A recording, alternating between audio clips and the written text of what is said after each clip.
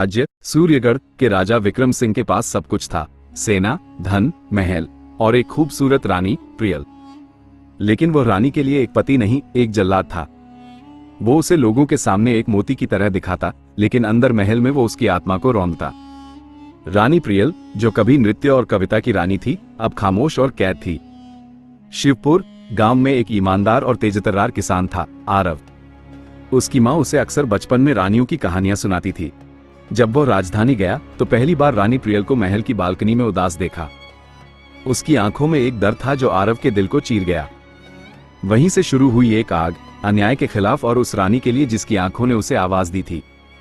आरव ने महल के नौकरों से दोस्ती की, जानकारी जुटाई। रानी की हालत जानकर वो टूट गया। उसने कसम खाई, रानी को आजाद करेगा। लेकिन ये कोई आसान लड़ाई नहीं थी। राजा की सेना, उसकी सुरक्षा, उसकी क्रूरता।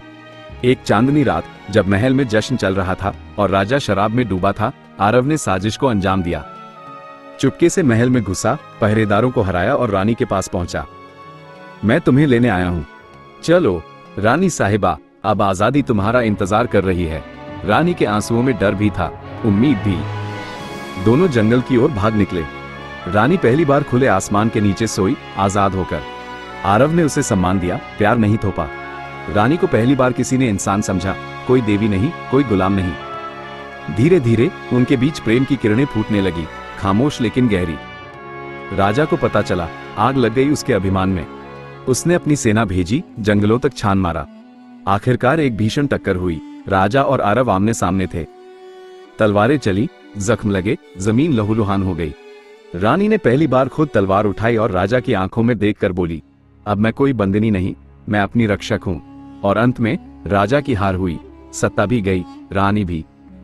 अब रानी प्रियल कोई रानी नहीं थी, वो एक आजाद स्त्री थी जो अपने प्यार आरव के साथ एक साधारण जीवन जीना चाहती थी। झोपड़ी में रहते हुए भी उसके चेहरे पर रोशनी थी जो महल में कभी नहीं थी।